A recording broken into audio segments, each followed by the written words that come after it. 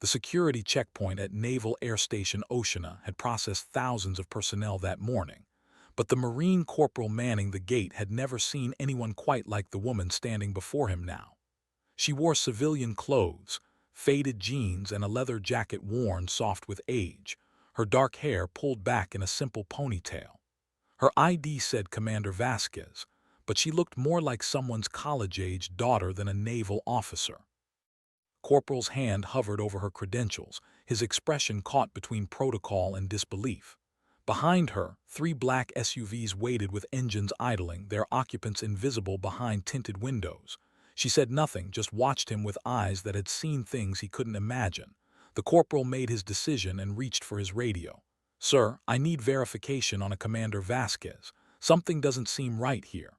The voice that came back was sharp. "What's the problem, Marine?" The corporal glanced at the woman again, noting how still she stood, how her hands rested easy at her sides. "She's young, sir, really young, and she's trying to access the SEAL compound with no advance notice." There was a long pause on the radio, then Corporal described this woman to me. As he did, reciting height and approximate age, the woman's lips curved into something that wasn't quite a smile. The radio crackled again, and this time the voice carried a different tone entirely.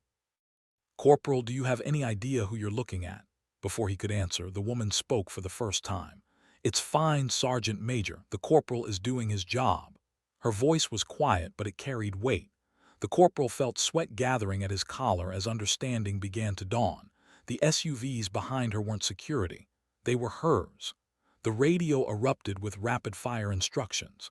Within 60 seconds, a Navy commander appeared at the gate, out of breath and pale-faced.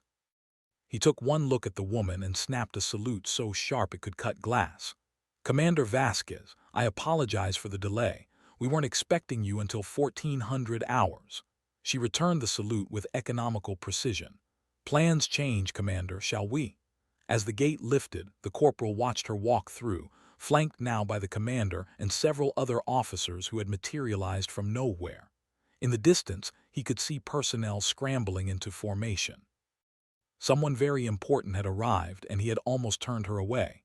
His sergeant appeared beside him. "You really don't know who that is, do you?" The corporal shook his head. The sergeant whistled low. "That's Reaper 6, son, Miranda Vasquez. She ran direct action operations in Syria for 3 years.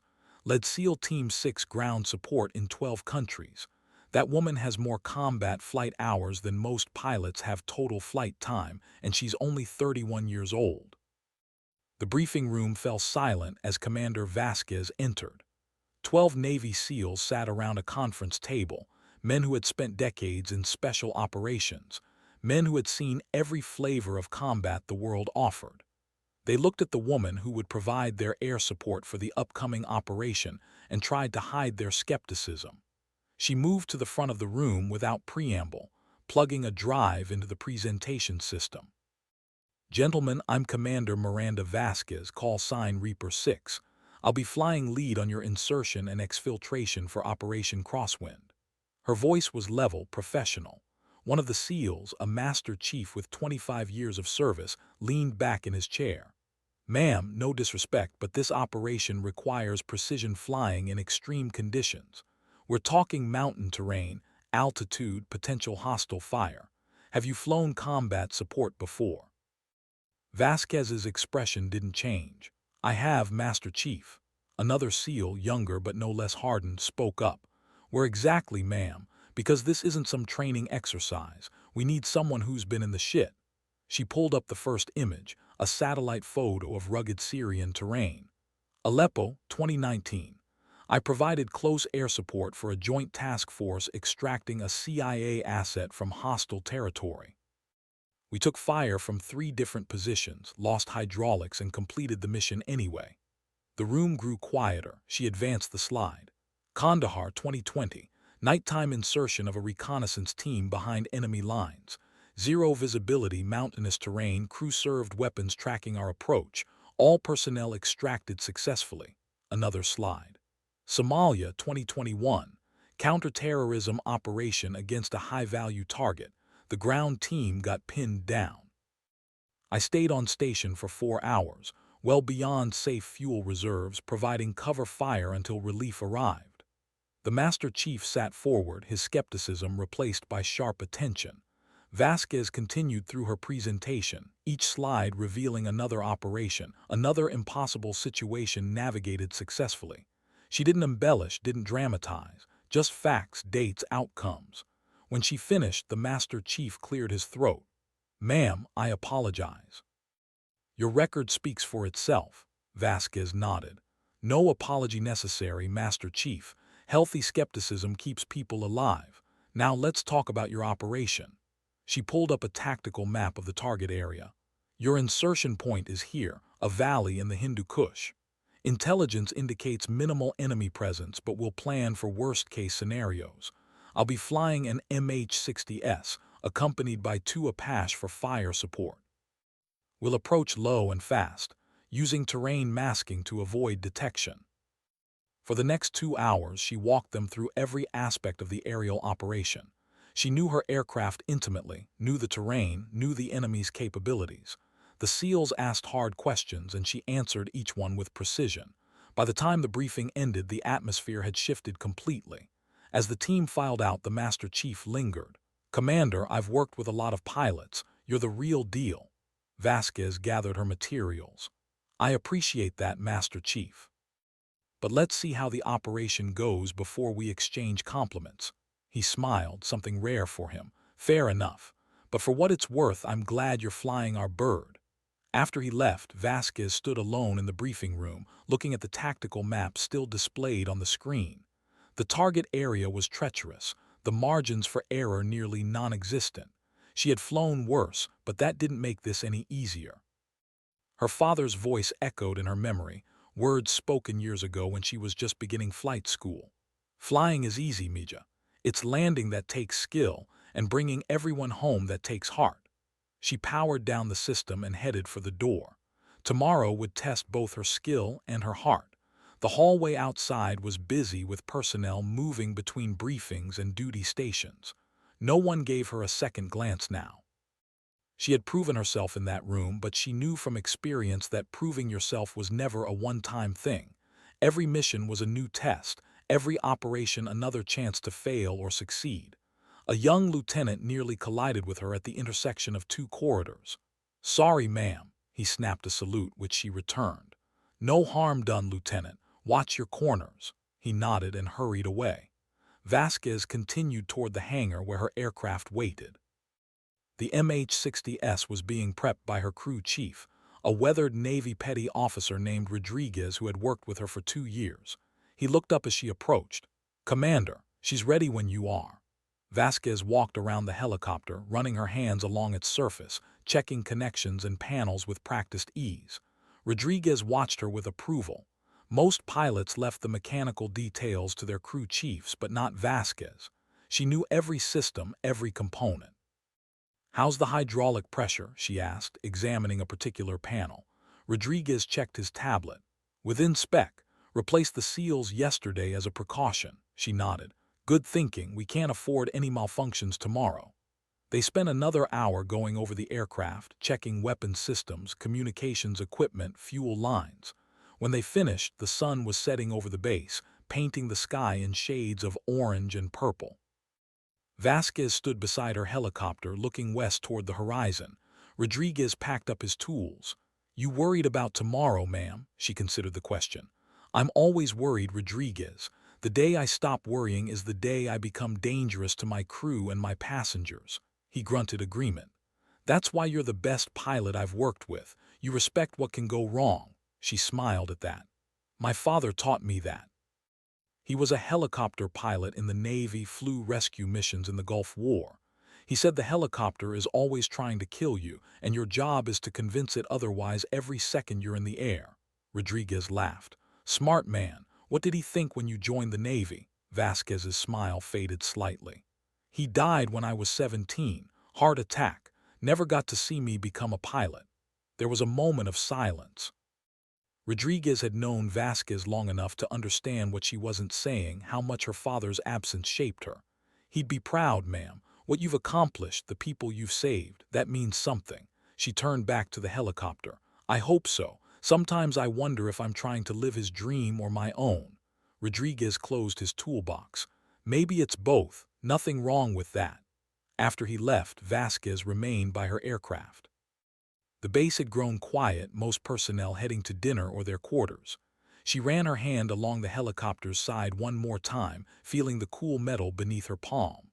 This machine had carried her through countless operations, had never failed her when it mattered most. Tomorrow would be no different. She had to believe that. The walk back to her quarters took 10 minutes. Other officers passed her, some offering salutes, others simple nods of recognition. By now, word had spread about who she was, what she had done.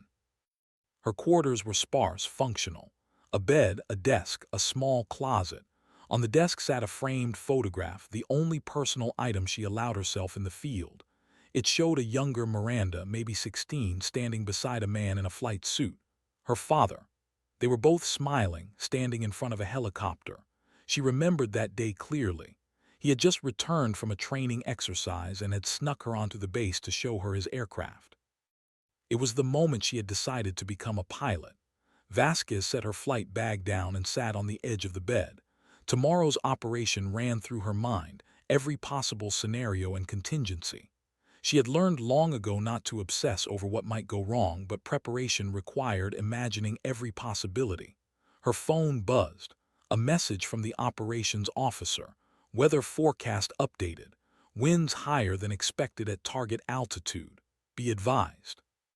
She acknowledged the message and pulled up the updated forecast. 20-knot winds at insertion, gusting to 30. Not ideal, but manageable. She had flown in worse. Sleep came slowly that night, as it always did before major operations.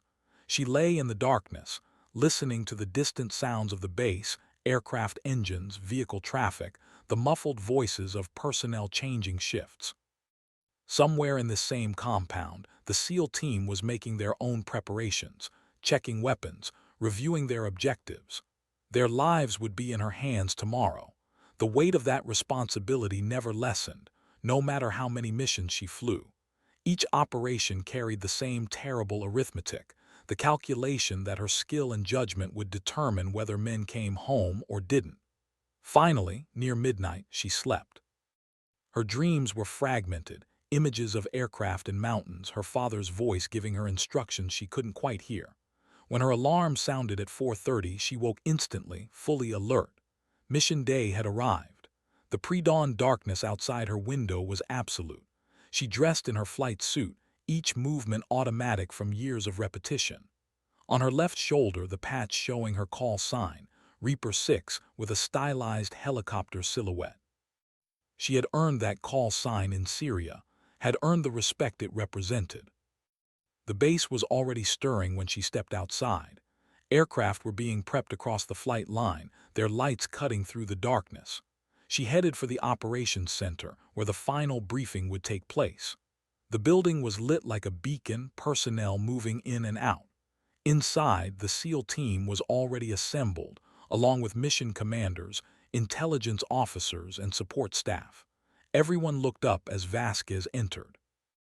The operations commander, a Navy captain named Brennan, gestured her forward. "Commander Vasquez, right on time, let's get started." The briefing took 30 minutes, each element of the operation reviewed in detail. The SEALs would insert at 0600 hours, conduct their reconnaissance, and exfiltrate at 0900. Vasquez's role was straightforward. Get them in, provide aerial support if needed, get them out. Simple in concept, complex in execution. When Brennan finished, he looked around the room. "Questions?" The Master Chief raised his hand. "What's our contingency if Commander Vasquez's bird goes down?" Brennan looked at Vasquez, who answered. "The Apache escorts have the capability to extract personnel if necessary. If I go down in enemy territory, your mission priority is unchanged. Complete your objective." The Master Chief nodded slowly.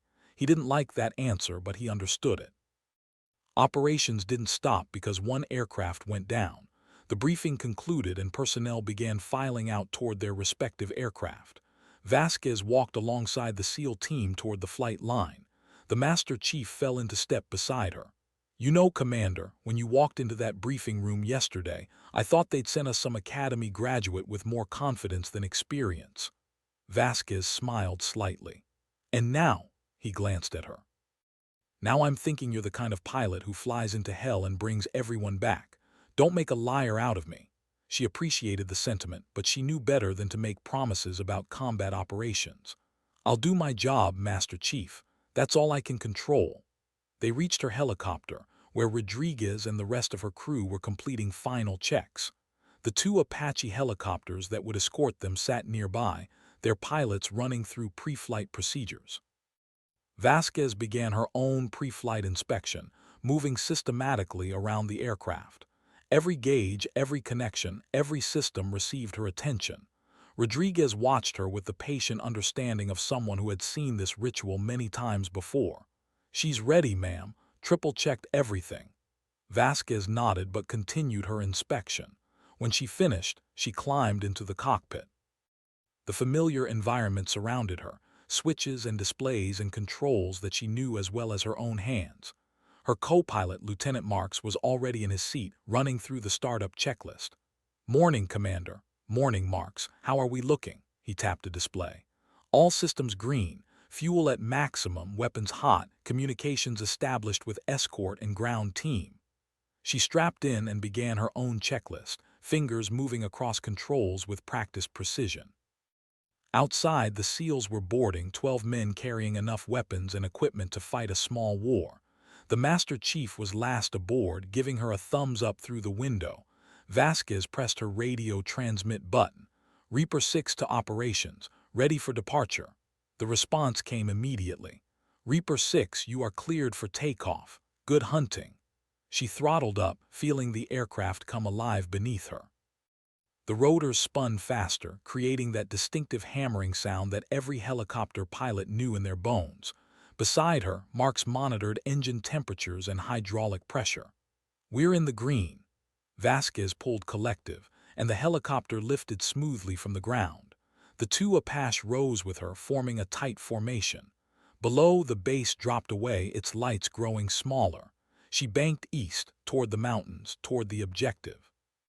The sky was beginning to light, a thin line of gray along the horizon. In 30 minutes they would reach the insertion point. In 30 minutes the operation would begin. Vasquez focused on her instruments and the terrain ahead, her mind clear and sharp. This was what she had trained for, what she had been born to do. The helicopter climbed steadily, the base falling away behind them. Ahead lay mountains and uncertainty, danger and duty. She was ready for all of it. The flight toward the target area took them over increasingly rugged terrain. Below, the landscape transformed from cultivated valleys to barren peaks, gray stone and scattered snow catching the first light of dawn. Vasquez flew at low altitude, using the terrain to mask their approach from any potential observers. The Apache maintained formation on her flanks, their pilots maintaining radio silence. Inside the helicopter, the SEALs sat in 2 rows, facing each other. They were quiet, each man running through his own mental preparation. Some checked weapons for the 10th time. Others stared at nothing, their faces composed. The Master Chief sat nearest the cockpit, occasionally glancing forward to watch Vasquez fly. Marks monitored the navigation system. 15 minutes to insertion point. Vasquez acknowledged with a slight nod, adjusting her course to follow a narrow valley. The mountains rose on either side, their peaks disappearing into low clouds. Wind buffeted the helicopter, but her hands remained steady on the controls. She had flown this profile dozens of times, threading through mountain passes, staying low to avoid detection. The radio crackled. One of the Apache pilots, "Reaper 6, Viper 1, we have intermittent radar contacts bearing northeast, possibly ground-based tracking systems." Vasquez processed this information instantly. Radar contacts meant potential surface-to-air threats. "Copy, Viper 1. Maintain current formation. We'll use the ridge line for cover." She adjusted course slightly, keeping a wall of stone between them and the radar contacts. The valley narrowed further, barely wide enough for her rotor span. Marks glanced at the proximity sensors, seeing how close they were cutting it. "That ridge is pretty tight, ma'am." She didn't take her eyes from the terrain. "It's the only approach that gives us cover. We'll make it." The helicopter slipped through the gap with meters to spare, emerging into a wider valley on the far side. Ahead, the insertion point came into view, a relatively flat area surrounded by boulders and sparse vegetation. Vasquez keyed her radio. 2 minutes to insertion. Ground team, prepare for fast rope deployment. In the cargo area, the SEALs stood and moved to the doors. Rodriguez opened the side doors and cold mountain air flooded the cabin. The SEALs attached their ropes, each man checking his gear one final time. The Master Chief caught Vasquez's eye in the cockpit mirror and nodded once. She brought the helicopter into a hover over the insertion point, fighting the wind that tried to push them off station. Below, the ground was rocky and uneven, not an ideal landing zone but the best option in this terrain. Marks called out altitude. 40 feet, 35, 30. The SEALs began fast-roping down, sliding down the thick ropes with controlled speed. Vasquez held position, her muscles straining against the controls as wind gusts hammered the aircraft. In 15 seconds, all 12 SEALs were on the ground, spreading out immediately to establish security. The Master Chief was last down, hitting the ground and immediately signaling thumbs up. Vasquez didn't wait. She pulled power and climbed away from the insertion point, the Apache following. Behind them, the SEALs disappeared into the rocks, becoming invisible against the terrain. The hardest part was done. Now came the waiting. Vasquez flew to a holding area 10 kilometers from the insertion point, a wide valley where they could orbit without being exposed to potential threats. The Apache took up positions on her flanks. Marks relaxed slightly in his seat. Clean insertion. No hostile contact. Vasquez remained focused. We're not done yet. They still need to complete their mission and exfiltrate. Time crawled. They orbited for 2 hours, listening to the SEALs' radio traffic as they moved toward their objective. The ground team was professional, their communications clipped and efficient. So far, everything was proceeding according to plan. Then everything changed. The Master Chief's voice came over the radio, tight with tension. Reaper 6, Alpha 1. We have enemy contact. Multiple hostiles converging on our position. Requesting immediate fire support. Vasquez was already banking toward their location. Copy, Alpha 1. Inbound your position. Give me coordinates. The Master Chief rattled off numbers while gunfire crackled in the background. Vasquez punched the coordinates into her navigation system, her pulse steady despite the spike of adrenaline. The Apache pilots came over the radio. Reaper 6, Viper 1, we're moving to engagement range. Vasquez pushed the helicopter faster, diving into the valley where the SEALs were pinned down. Below, she could see muzzle flashes, the SEALs fighting from behind a cluster of rocks while enemy fighters tried to flank them from higher ground. She keyed her radio. Alpha 1, Reaper 6 has visual on your position. Identify targets. The Master Chief's response came between bursts of gunfire. Enemy fighters on the ridgeline northeast of our position. Approximately 20 hostiles with crew-served weapons. Vasquez brought her helicopter into a firing position, scanning the ridgeline. There she could see them, figures moving along the high ground trying to get better angles on the SEALs. She toggled her weapon system. Viper 1, Viper 2 engage targets on the northeast ridge. Reaper 6 will provide suppressing fire. The Apache roared past her, their chain guns opening up. The ridge line erupted in explosions and dust. Vasquez followed, her own weapon spitting fire at the enemy positions. Below, the SEALs used the covering fire to reposition, moving to better defensive positions. But the situation was deteriorating. More enemy fighters were arriving, attracted by the sound of combat. Vasquez could see vehicles approaching from the north, likely carrying reinforcements. The Master Chief came back on the radio. Reaper 6, we need immediate exfil. This position is becoming untenable. Vasquez was already calculating options. The original exfiltration point was compromised, too exposed. She scanned the terrain, looking for alternatives. There, a small clearing 300 meters from the SEAL's current position. It would be tight but possible. Alpha 1, I have an alternate exfil point 300 meters south of your position. Can you fight your way there? A pause while the Master Chief assessed the situation. Affirmative, we're moving now. Vasquez watched as the SEALs began bounding back. moving in tactical formation while the Apache continued to hammer enemy positions. She positioned her helicopter over the clearing, taking fire from several directions. Rounds pinged off her aircraft's armor. Warning lights flickered on her instrument panel. She ignored them. Marks called out, his voice strained. "We're taking hits. Hydraulics pressure is dropping." Vasquez checked the gauges. He was right. They had maybe 5 minutes before the hydraulic system failed completely. "We've got enough time, just keep monitoring those systems." Below, the SEALs reached the clearing, establishing a defensive perimeter. The Master Chief's voice was urgent. "Reaper 6, we're set for extraction. Fast rope is blown." "You'll need to set down." Vasquez's jaw tightened. Setting down meant staying stationary longer, meant exposing her aircraft to more fire, but there was no other option. She began her descent, fighting the damaged hydraulics. The helicopter responded sluggishly, each control input requiring more force. Marks was calling out altitude, his eyes flickering between the terrain and the warning lights. 20 feet, 15, 10. Enemy rounds continued to impact the aircraft. One punctured the windscreen, sending spiderweb cracks across Vasquez's field of view. She maintained her focus, easing the helicopter down. The skids touched ground hard, jarring everyone aboard. Immediately, the SEALs began boarding, piling into the cargo area with practiced efficiency. The Master Chief counted them in. "Go, go, go." The last man barely had both feet inside when Vasquez pulled power.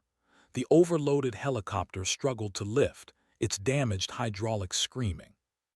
She coaxed it upward, feeling every inch of altitude like a personal victory. 50 feet, 100.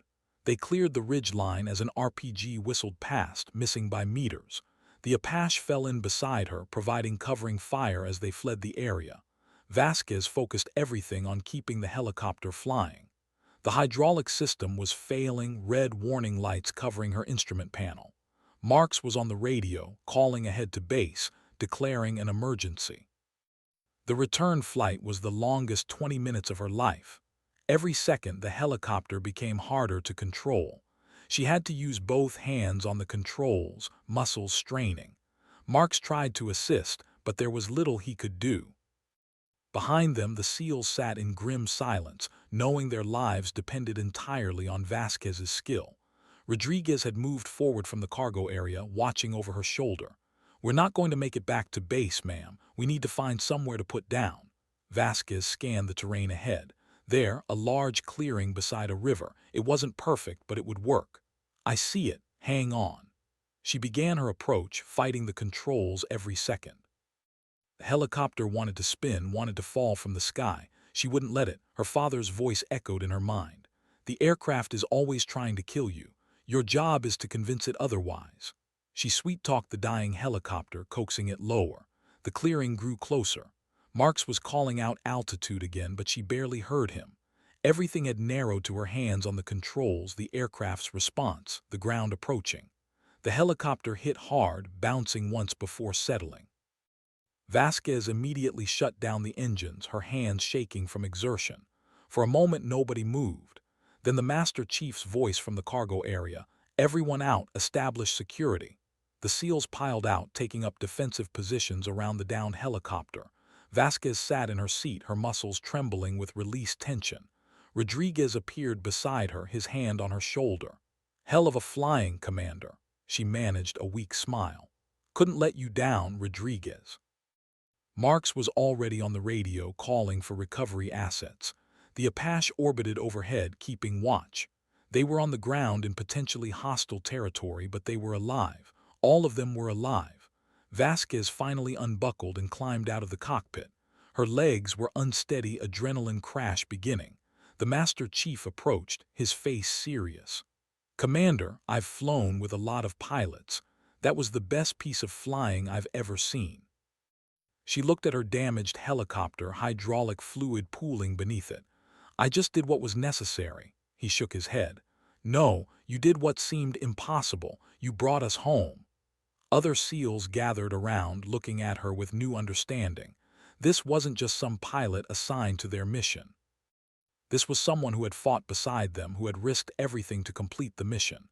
Rodriguez was inspecting the damage, whistling at what he found. "Commander, we took 37 hits. Any one of them could have been fatal. How the hell did you keep this thing in the air? Vasquez examined the damage herself. The helicopter looked like it had been through a war, which she supposed it had. You billed her well, Rodriguez. She didn't want to let us down. Recovery helicopters arrived 40 minutes later, landing in the clearing. A maintenance team immediately began assessing the damage while a fresh helicopter prepared to carry everyone back to base. Captain Brennan emerged from the recovery bird, his face grave. He took one look at the damaged helicopter and then at Vasquez. "Commander, report." She gave him a concise summary of the operation, the enemy contact, the emergency exfiltration, the damaged systems. He listened without interruption, his expression unreadable. When she finished, he was quiet for a moment. "The SEALs completed their mission," Vasquez nodded. "Yes, sir. They gathered the intelligence they needed before the enemy contact." Brennan looked at the Master Chief, who confirmed this with a nod. Then the captain turned back to Vasquez. "You disobeyed my standing orders, Commander. When I said complete the mission if you went down, I meant leave you behind and continue. You put everyone at risk by going back for the ground team." Vasquez met his gaze steadily. "With respect, sir, the mission includes bringing everyone home. I wasn't going to leave those men behind." The clearing had gone silent. Every SEAL, every crew member was watching this confrontation. Brennan's face remained stern for another moment. Then slowly he smiled. "That's exactly what I wanted to hear, Commander. In my book, the mission isn't complete until everyone's accounted for." "You made the right call." The tension broke. SEALs actually smiled, something they rarely did. Rodriguez clapped softly. Brennan continued. "That was exceptional flying, Commander. I'm recommending you for the Distinguished Flying Cross. You earned it." Vasquez felt embarrassment rise. "That's not necessary, sir. I was just doing my job." The Master Chief spoke up. "Sir, if I may, Commander Vasquez didn't just fly us out of there. She fought for us. Took fire from multiple positions, kept that bird in the air when it should have crashed, found us an alternate extraction point, and got us home. She's earned more than a medal. She's earned our respect." The other SEALs murmured agreement. These were men who didn't give respect easily, who had seen the best and worst of military service. For them to speak this way was significant. Brennan nodded. "Noted, Master Chief. Now let's get everyone back to base. We can discuss medals and after-action reports there." The flight back was quiet. Vasquez sat in the cargo area of the recovery helicopter, exhausted beyond words. The SEALs sat around her, no longer strangers but brothers in arms. The Master Chief sat beside her. "You know, Commander, when we first met, I looked at you and saw someone young, someone I wasn't sure I could trust with my team's lives. I was wrong." She glanced at him. "You were just being cautious. That's not wrong." He shook his head. "No, I was being prejudiced. I made assumptions based on what I saw instead of what you were capable of. I'm sorry for that." Vasquez was quiet for a moment. "Master Chief, I've dealt with skepticism my entire career. It comes with the territory. All I can do is prove myself through my actions." He smiled grimly. "Well, you sure as hell did that today. You've got a friend in this team for life. We don't forget the people who have our backs." They landed at the base 90 minutes later. Word had spread about what had happened, and personnel lined the flight line, watching as the recovery helicopter touched down. Vasquez climbed out, still in her flight suit, still covered in sweat and hydraulic fluid. She tried to make her way to the debriefing area, but people kept stopping her, officers wanting to shake her hand, enlisted personnel offering congratulations. It was overwhelming and uncomfortable. She wasn't used to this kind of attention. Finally, she made it to the operations center. The debriefing took 3 hours, every detail of the mission examined and documented. When it was over, Vasquez was released to clean up and rest. She headed for her quarters, her body aching with exhaustion. But as she walked across the base, she noticed something had changed. People looked at her differently now. The polite respect she had received before was replaced with something deeper, something earned through action rather than rank. In her quarters, she stripped off her flight suit and saw the bruises already forming on her arms from fighting the controls. Her shoulders ached, her hands were cramped. She stood under a hot shower for 20 minutes, letting the water wash away the sweat and stress. When she emerged, she found a message on her phone. It was from the SEAL team, a group photo taken on the helicopter during the return flight. Every man was looking at the camera, and in the center, seated among them, was Vasquez. The caption read, "Reaper 6, the pilot who brings you home." She stared at the photo for a long time. This was what she had always wanted, to be accepted not as a female pilot or a young pilot, but simply as a pilot. Someone who did the job without excuses or exceptions. That evening, she was summoned to Captain Brennan's office. She arrived to find not just Brennan, but several other senior officers, including a rear admiral she recognized from base command. Everyone stood as she entered. The admiral gestured to a chair. "Commander Vasquez, please sit," she did, uncertain what this was about. The admiral studied her for a moment. "Commander, I've read the after-action reports from today's mission. I've also spoken with the SEAL team you supported. They were unanimous in their praise of your actions." Vasquez nodded, unsure how to respond. The admiral continued, "In my 30 years of naval service, I've seen a lot of pilots. Good ones, great ones, and occasionally exceptional ones. You, Commander, fall into that last category. Your actions today exemplify everything we value in a naval officer: skill, courage, commitment to the mission, and absolute dedication to bringing your people home." He stood and walked to his desk, picking up a folder. "I'm officially recommending you for the Distinguished Flying Cross, as Captain Brennan suggested. I'm also recommending you for assignment as the lead pilot for Naval Special Warfare Operations." Vasquez felt her pulse quicken. Lead pilot for special warfare was one of the most prestigious and demanding positions in naval aviation. "Sir, I'm honored, but there are more senior pilots who..." The admiral raised a hand. "Commander, this isn't about seniority, it's about capability. You've proven you have what it takes. The question is, do you want the assignment?" Did she want it? It would mean more missions like today, more situations where people's lives depended on her judgment. It would mean living with the constant pressure of being responsible for some of the military's most critical operations. She thought about her father, about the example he had set. He had never chosen the easy path, had never backed down from responsibility. She wouldn't either. "Yes, sir, I want the assignment," the admiral smiled. "Good, you'll start immediately. Captain Brennan will provide your initial briefing." Dismissed. She stood, saluted, and left the office. Outside, she leaned against the wall for a moment, processing what had just happened. Her career had just shifted in a major way. Rodriguez found her there. "Heard you got a new assignment, ma'am. Congratulations." She looked at him. "Did everyone on this base know before I did?" He grinned. "Pretty much. You know how it is. Good news travels fast." They walked together toward the hangar where her damaged helicopter was being assessed. Engineers swarmed over it, documenting every impact, every damaged component. The crew chief overseeing the work looked up as they approached. "Commander, hell of a bird you brought back. She's a total loss, I'm afraid, but she saved your lives." Vasquez ran her hand along the fuselage one more time. "She was a good aircraft. She deserved better than this." The crew chief shook his head. "Ma'am, she did exactly what she was built to do. She protected her crew and completed her mission. No aircraft can ask for more than that." He had a point. This helicopter had given everything, had stayed together through impossible damage. She would honor that sacrifice by continuing to fly, continuing to bring people home. That night, Vasquez returned to her quarters late. She was scheduled for another mission brief in the morning, her first as lead pilot for special warfare operations. But before she could think about tomorrow, she needed to process today. She sat at her desk and opened her laptop, beginning the personal log she kept after every major mission, recording not just the facts but her thoughts, her fears, her reflections. She wrote about the moment when the hydraulics started failing, about the fear she had felt but couldn't show. She wrote about the Master Chief's words about feeling accepted by the SEALs. She wrote about her father and wondered if he would have been proud of what she had done. When she finished writing, she looked at the photo on her desk, the one of her and her father by his helicopter. "I brought them home, Dad," she whispered to the image. "Just like you taught me." Sleep came easier that night. She dreamed of flying, of clear skies and smooth air, of her father in the co-pilot seat, smiling at her.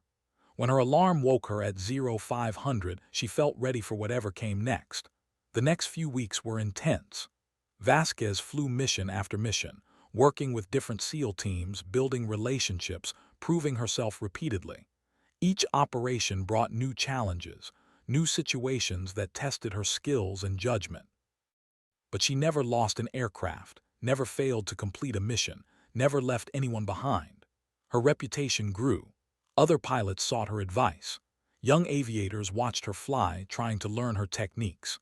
The call sign Reaper 6 became legendary, spoken with respect across multiple commands. But Vasquez remained grounded, focused on the work rather than the reputation. She knew that reputation without substance was worthless, and that every mission was a new opportunity to fail. She couldn't afford to believe her own mythology. 3 months after that first SEAL operation, she was called to another briefing. This one was different from the start. The room was smaller, more secure. The personnel present wore no name tags, no unit patches. She recognized the signs of a classified operation. A civilian in an expensive suit stood at the front of the room. He looked at Vasquez with the calculating gaze of someone from an intelligence agency. "Commander Vasquez, thank you for coming. I'm afraid I can't give you my name, but I can tell you that I work for an organization that occasionally requires exceptional helicopter pilots for sensitive operations." Vasquez remained impassive. "I'm listening." The man pulled up a satellite image on the screen. "We have an asset in hostile territory who needs immediate extraction. The location is politically sensitive. The asset is critical to national security. Traditional extraction methods have been deemed too risky. We need someone who can fly into a denied area, extract our asset, and get out without being detected or shot down." He looked directly at her. "We need you." Vasquez studied the satellite image. The terrain was mountainous, complex. The target area was surrounded by enemy air defenses. It would be suicide for most pilots. "When?" she asked. 48 hours. She nodded slowly. "I'll need complete intelligence on enemy air defenses, updated satellite imagery, and weather forecasts. I'll also need to select my crew." The man smiled. "Of course, you'll have everything you need. This mission is priority one." The briefing lasted 4 hours. When it ended, Vasquez had a complete understanding of what was being asked of her. It was perhaps the most dangerous mission she had ever been offered. She accepted without hesitation.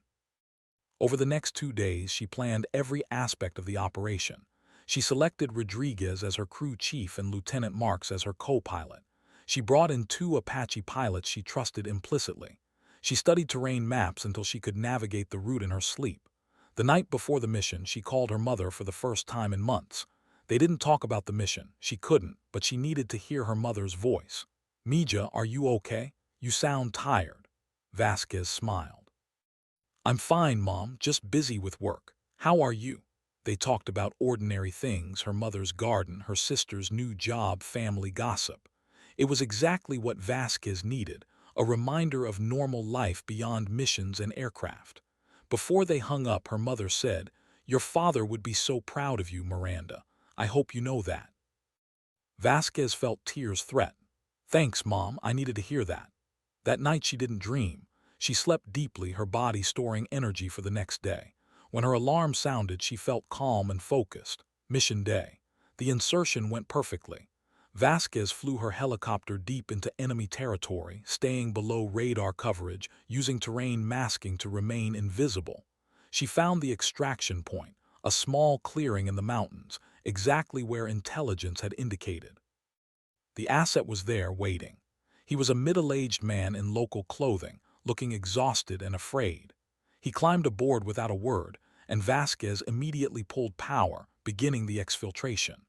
They had made it 20 kilometers when the first missile warning sounded. Enemy air defenses had finally detected them. Vasquez threw the helicopter into evasive maneuvers, diving into a canyon, flying so low her skids nearly touched the canyon floor. Marks was calling out missile warnings, his voice tight. Behind them, the Apache were engaging enemy radar sites, trying to create confusion.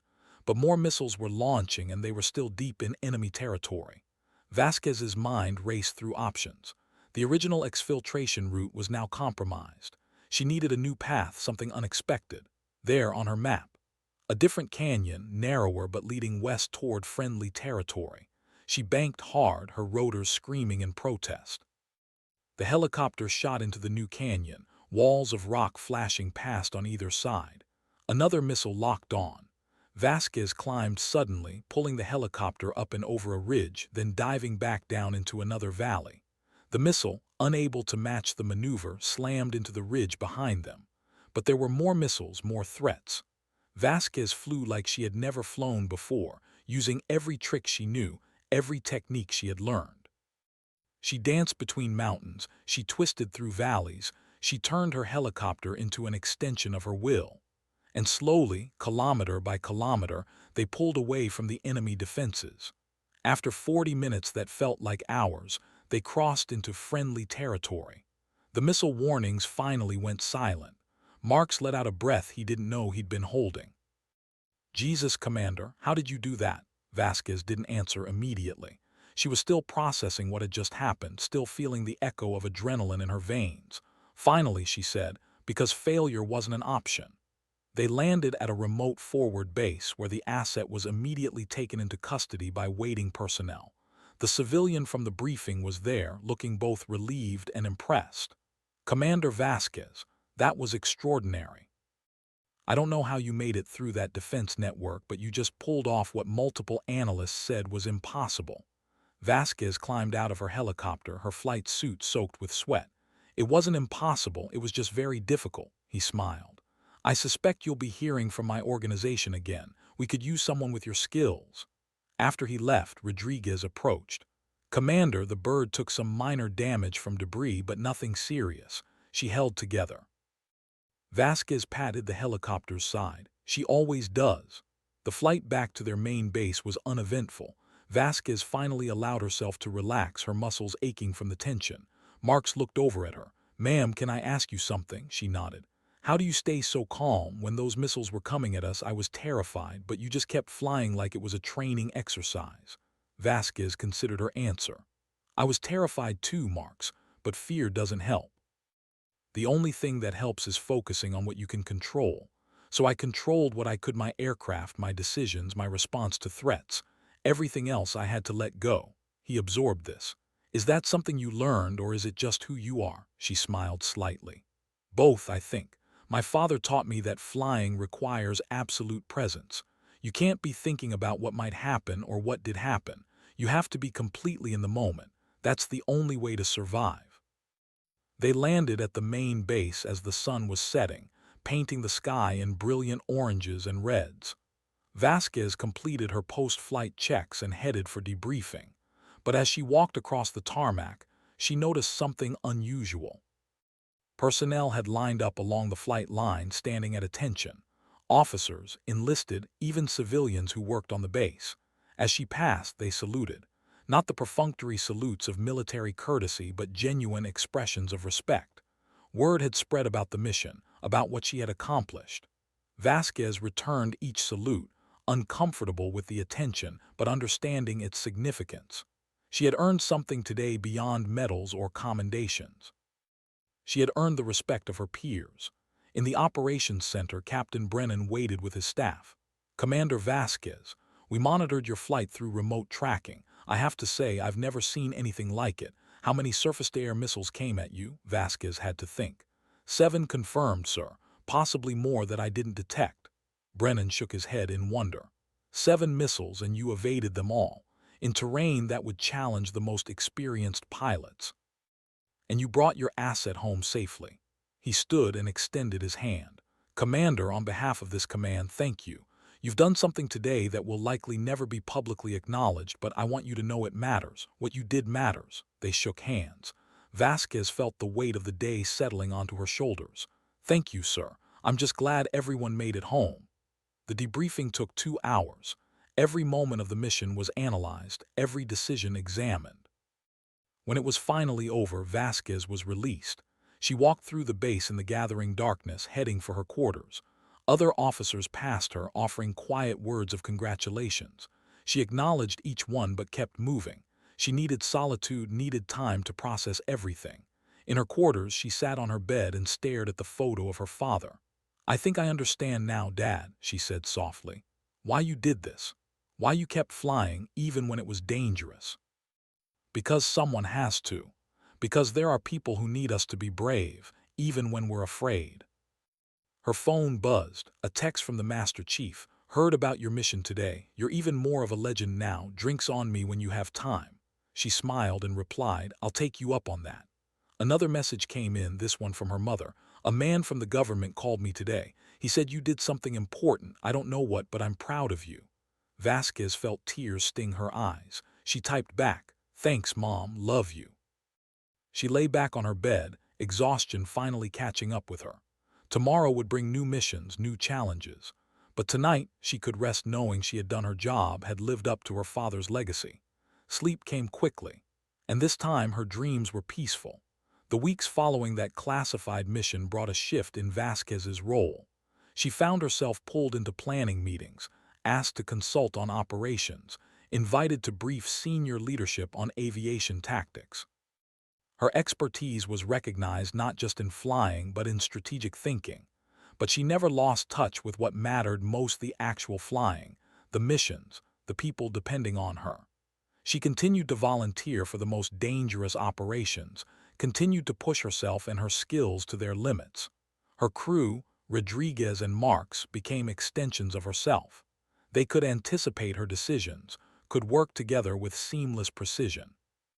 They had flown through hell together and came out stronger. One morning she received orders to report to the base commander's office. When she arrived, she found not just the base commander but several admirals and the Secretary of the Navy. She saluted, her mind racing through possibilities. What could warrant this level of attention? The Secretary of the Navy, a distinguished woman in her 60s, gestured for Vasquez to sit. "Commander Vasquez, do you know why you're here?" Vasquez shook her head. "No, ma'am." The secretary smiled. "Commander, in recognition of your extraordinary service, your exceptional skill, and your unwavering commitment to mission success, you are being awarded the Distinguished Flying Cross with Valor, the Navy Cross, and you are being promoted to the rank of captain." Vasquez felt the words wash over her, almost unable to process them. The Navy Cross was the second highest military decoration. The promotion to captain would make her one of the youngest in the Navy. I don't know what to say, ma'am." The secretary stood and walked around her desk. "Commander Captain Vasquez, you don't need to say anything. Your actions speak louder than any words. You have set a standard of excellence that will inspire generations of naval aviators. You have proven that skill, courage, and commitment know no gender, no age, no limitations except those we impose on ourselves.